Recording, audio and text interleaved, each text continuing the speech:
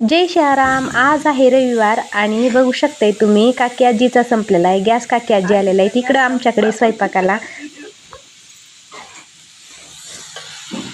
पिऊ काढत होती आजींचा व्हिडिओ. आजी म्हणतात आजीचा गॅस संपलाय म्हणून काढती काय व्हिडिओ, आणि हसू लागल्यात. आणि इकडं मग आमचा स्वयंपाक वगैरे झाला मम्मी, आणि तिथंच काकी आजींच्या 4-5 बाजरीच्या भाकरी करून दिल्या मम्मीनी. आणि इकडं मग आजीनी टोमॅटोची चटणी केलेली होती. आणि आज रविवारचा बाजार असल्यामुळं का भरपूर असा बाजार आणलेला होता. आणि हे आहेत बघा उडदाची भाकरनं खूप छान लागते, खूपच मस्त लागते. रविवार असल्यामुळे घरात एवढा सारा राडा काढलाय, सगळ्या घरात पसारा पडलेला आहे. आणि सगळं आज दिवसभरात नाही सगळं नीट करून घ्यायचंय. आमची पिऊ लई सुगरण बघा, सगळी मदत करू लागते. घरातल्या छोट्या मोठ्या गोष्टी स्वयंपाकात सगळी काही मदत करू लागते. आणि आपण लावलेला होता लसूण, त्यातच काय केलं होतं, त्यातलीच लसणाच्या कुड्या नीट करून घेतल्या. जी काय छोट्या मोठ्या मरका लसूण असतो ना, तर तसाच पडलेला होता. मग ती व्यवस्थित लावून ठेवायचं का मम्मींचं चालू आहे. संध्याकाळचा स्वयंपाक हा चुलीवरच बनवला. आणि चला म्हटलं आज ना छान अशी सोयाबीनची भाजी बनवावी.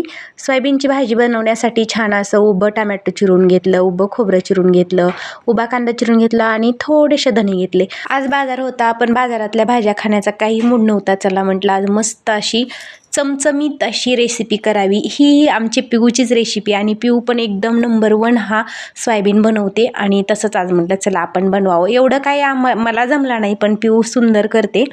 चला म्हटलं जसं जमन तसं तर करून बघावी, कारण खूप छान असं तिखट खाण्याचं आज मन होतं. म्हणून म्हटलं चला सोयाबीनच बनवावं. उद्या तर एकादशी ते आहे, त्याच्यामुळे मी छान असं उभं कट केलेला कांदा, टमॅटो आणि थोडंसं धनं टाकलेलं आहे, थोडंसं खोबरं टाकलं. चुलीवर स्वयंपाक बनवला होता आणि लोखंडी तव्यावरच हे परतून घ्यायला चालू आहे. 1-2 मिनटं ह्याला हलवायचं आणि थोडंसं मीठ टाकून त्याला झाकून ठेवायचं. आणि एवढा मोठा भांड्याचा आज पसारा पडलेला होता. मम्मीने सगळे भांडे घासले. मी 4-5 भाकरी केल्या आमच्यासाठी, आणि मम्मीने एवढे भांडे घासून घेतले. छोटं भांडं त्यातच होतं, मिक्सरचे छोटं भांडं घेतलं. आणि चला म्हटलं आता पेस्ट करून घ्यावी. ही जी आपली ही केलेली होती टमॅटो कांद्याचीच पेस्ट करून घेतली.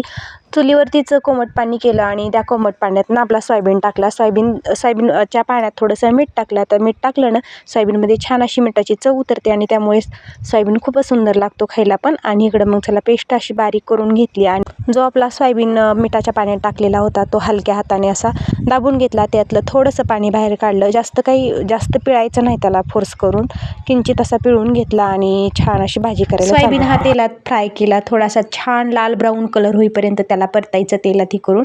खूप सुंदर आणि टेस्टी भाजी लागते, आणि नुसता खायलाही खूप छान लागतं. इकडे मग माझं सोयाबीन परतायचं काम चालू होतं, आणि छान अशी फोडणी दिलेली आहे. आज मस्त असा आमचा बेत आहे. खरं तर आज नॉनव्हेजच आणायचं होतं, पण थोडीशी अडचण होती, त्याच्यामुळे काही नॉनव्हेज आणलेलं नाही. इकडं मग चुलीवरती कढई ठेवली, त्याच्यात टाकलं तेल, जिरी, मोहरी, लसूण, जे काय आपलं साहित्य घरचं, लसूण, अद्रक, काळं तिखट, गरम मसाला छान परतून दिला. तेल सुटेपर्यंत त्याला थोडंसं हलवलं. तर आजची भाजी आमची एवढी टेस्टी आणि खूप सुंदर झालेली होती.